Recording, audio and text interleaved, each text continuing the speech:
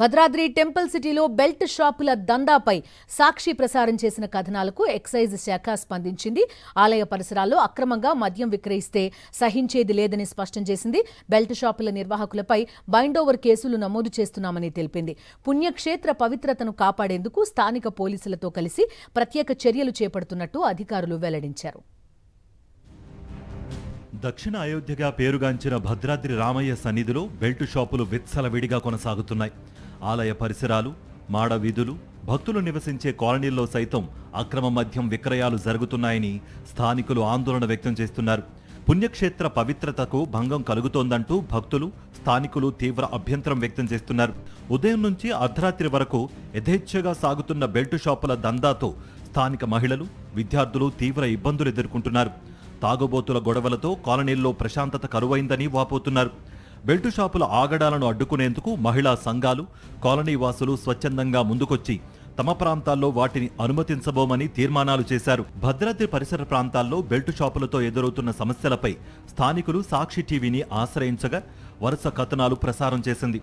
దీంతో స్పందించిన ఎక్సైజ్ శాఖ అధికారులు బెల్టు షాపుల నిర్మూలనకు కార్యాచరణ ప్రారంభించారు. ఆలయ పవిత్రతకు భంగం కలిగించిన, అక్రమంగా మద్యం విక్రయించినా సహించేదే లేదని స్పష్టం చేశారు. బెల్టు షాపుల నిర్వాహకులపై కఠిన చర్యలతో పాటు బైండోవర్ కేసులు నమోదు చేస్తున్నామని, భద్రాచలం మాత్రమే కాకుండా ఉమ్మడి ఖమ్మం జిల్లాలో ఎక్కడైనా అక్రమ మద్యం విక్రయాలు జరిగితే కఠినంగా వ్యవహరిస్తామని ఎక్సైజ్ డిప్యూటీ కమిషనర్ సోమిరెడ్డి తెలిపారు. బెల్ట్ షాప్ అనేది అది ఆథరైజ్డ్ కాదు, అనాథరైజ్డ్. ఎందుకంటే మేము ఇచ్చే వైన్ షాప్ ఏదైతుందో వైన్ షాప్, బార్ షాప్ మాత్రమే ఆథరైజ్డ్. మిగతా అనాథరైజ్డ్ అవి వాళ్ళకి అందుబాటులోని బట్టి అమ్ముతుంటారు. మా దృష్టికి వచ్చిన ఏదైనా సరే, మా దృష్టికి వచ్చిన కంప్లైంట్ వచ్చినటువంటి ప్రతి వాడిని కూడా మేము వాళ్ళని బైండ్ ఓవర్ కూడా చేయడం జరుగుతుంది. నేను వచ్చిన తర్వాత దాదాపు ఈ నెలలో దాదాపు 640 మందిని బైండ్ ఓవర్ చేయడం జరిగింది. ముఖ్యంగా టెంపుల్ సిటీ ఏదైతే భద్రాచలం సీతారామస్వామి దేవాలయ ప్రాంగణానికి సంబంధించి ఆ టెంపుల్ సిటీలో కంప్లీట్గా బెల్ట్ షాపులు బంద్ చేయాలని చెప్పేసి సంబంధిత అధికారులకు నేను ఆదేశించడం జరిగింది.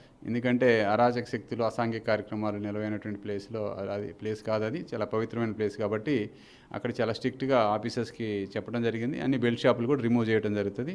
ఎట్టి పరిస్థితుల్లో భద్రాచలం యొక్క టెంపుల్ టౌన్లో బెల్ట్ షాపులు ఉండాల్సిన అవసరం లేదు. కేవలం హెచ్చరికలతో మాత్రమే సరిపెట్టకుండా క్షేత్రస్థాయిలో నిరంతర దాడులు నిర్వహించి బెల్టు షాపులను పూర్తిగా నిర్మూలించాలని స్థానికులు కోరుతున్నారు.